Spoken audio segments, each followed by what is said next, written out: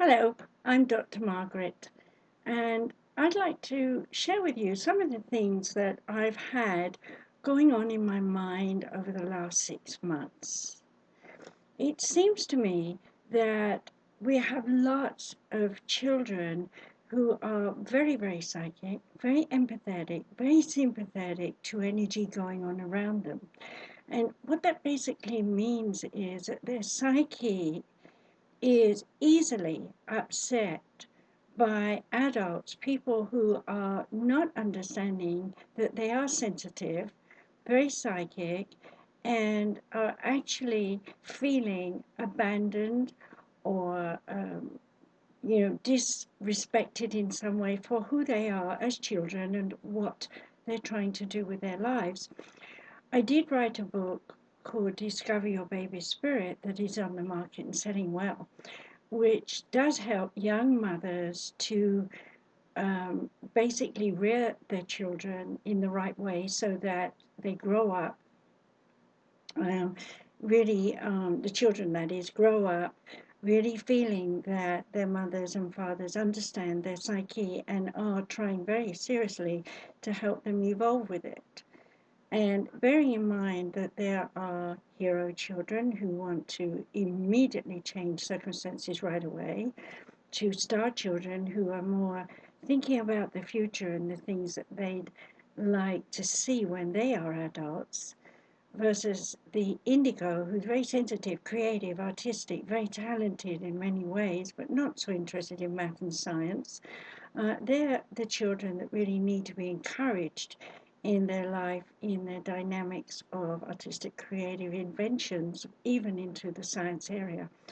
And then we've got the crystal children who absolutely want to disturb whatever is rigid, stuck. So they're going to play up and throw little temper tantrums when the parents say, these are the rules and you must follow them. But last but not least, that I'm so incredibly enamored of is the liquid crystal children who are now showing their talents and skills right across the board. And the most important aspect of these children is that they know history without even opening a history book. In other words, they are accessing the DNA strand to bring out history in the way that their character and personality wants to express it, whether it's dance or some scientific thing about dinosaurs, or whether it's creative paintings, whatever it is, in some way, these children are showing us the past and saying modernize it, adapt, and bring it into the future and help people understand that this world is changing and that we are in the second spiritual age. In case you don't know this, I talked about this in 2008, that we were entering the second spiritual age, and actually that is very much a part of our life now. Some of us call it the shift. Some of us say that it's just a transformation. But if we stop and look at it, what we actually see is the world is changing. The weather is changing. We've got lots of dynamics across the board in terms of people's points of view about how the world should come together in harmony and peace versus disruption. So, what I wanted to share with you today is my final happiness and joy of being able to show you my Expanding Images book, which I'm going to hold up right now. Here it is. I hope the computer can pick it up.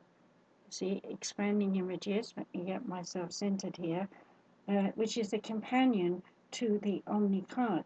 Now, what is in this book is everything you need to know as a parent or as an individual who's inquiring into your psyche. In here is everything you can learn. There are over 40 pages of me showing you exactly what your psychic skills are. I'm going to take this down for a minute because I'm sure you're just wondering what the OmniCard is. So I'm going to open that for you and show that to you when I find it at the back of the book. Okay, so here is the OmniCard. I'm hold it up. You can kind of see it. Lots of little symbols and things.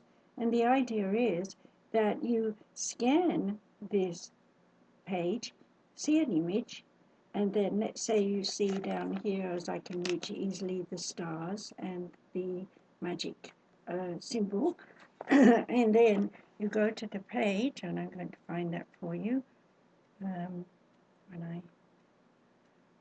there's an index, by the way, and all sorts of things that you can see, but it's much easier to just flip through the pages and find it. And here we have just a little section there where you can see here's the picture of the peacock and the mystical thing about the stars there on the side. And I just found that page in a hurry to show you, but if I were to really study this, I would find it in much more detail in the book. So flipping through this, you can actually see, and I'm just going to show you a little bit more. It's very easy. Every page has somewhere a picture on it. There's the sun and the moon, and there are different symbols here. I'm going back the wrong way, sorry, doing this upside down. More images and pictures, there's the daffodils and so on. And this little paragraph here on this particular page, which is the rabbit in the pixie's hand, tells you what that means. And then down lower, I'll come a bit closer, you can see positive and negative suggestions on how you can interpret what you've discovered on this page of the OmniCard. And the book together will help you to absolutely read and answer your own questions. I've been working with this, testing it over the years in Japan with all my students, and in one day they are very psychic by the end of the day. Having in the beginning, when asked the question, who's psychic, kind of looked around at one another, and if I'm lucky, 2 students out of 30 or 40 will put their hand up and say, yes, I am aware I have some psychic senses. So I want you to understand, you don't have to think that you are psychic in order to study this book and work with this book. The bottom line is everyone is psychic and everyone has the ability to use it. So what is your psychic ability? It's actually your spirit. Your spirit lives in your body. Your spirit actually is the part of you that makes your brain work. And so everything that you think consciously, if written across your forehead here, is not the totality of who you are. In fact, your subconscious has many pictures, many sounds that are saved there in like little tiny reference boxes that you can tap into from your conscious mind. So if you think ice cream, as soon as you think that word, your brain is selecting the many, many times you've had some ice cream and the many emotions that you had while you were eating that ice cream. And so as a result, if there are more negative scenarios rather than positive ones, guess what? You're going to go to the fridge, open up, find the ice cream and start eating it because your brain says, I need a comfort thing. And I associate ice cream with emotional distrust or insecurities in some way. So when you've got this book, and I hold it up one more time just so you can see it again, Expanding Images, a companion to the OmniCard. Very difficult to focus on these things when you're trying to peek behind it, but I hope you get the idea. And it is available on Amazon, and you can buy it and take it home and work in your own space, in your own time, and teach yourself by using this book. I'm very proud of it. It's taken a long time for this to come to your hands. Actually, if I'm truthful, I drew the OmniCard back in 1979, I think it was, or somewhere maybe a bit before that, when my children were very young. I drew it one night in Indian ink, no erasing, didn't know why, And then the following night, using my kids' paint pots, I painted it.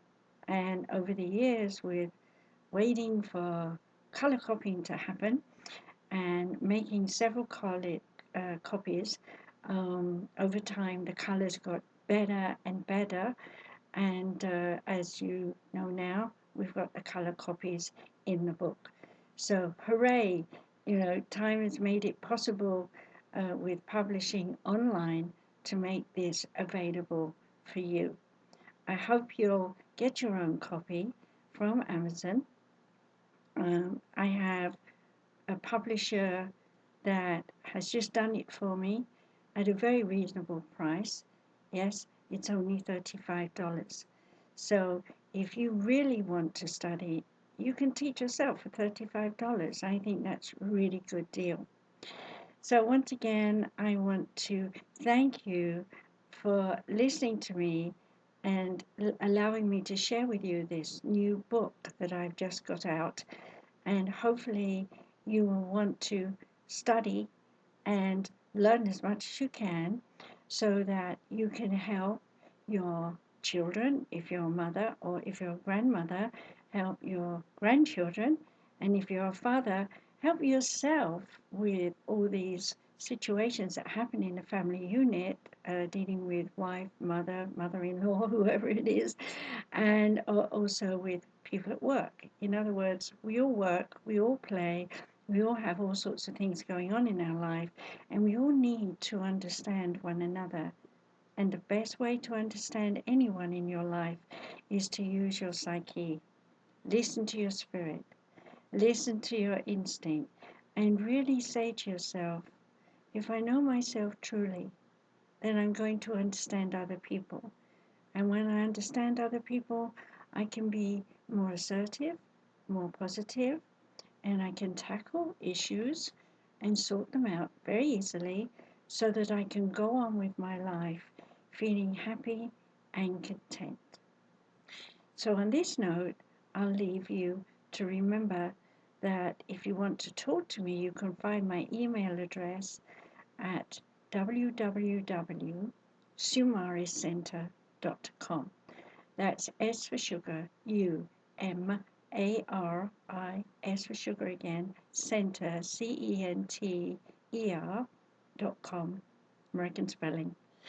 And go there and you'll see all about all my other books. And you'll also see information about my therapies. And you can read your horoscope and my blogs. There's so much there. So I hope you'll go. And if you'd like to sign up for my newsletter and future classes that I'm going to teach, you'll find all of that there. You'll even find Sumari's Education Center where you can study psychic ability in that program, listen to my videos, do classes, and push yourself a little bit further with your psychic development. So blessings to you and stay happy no matter what happens in your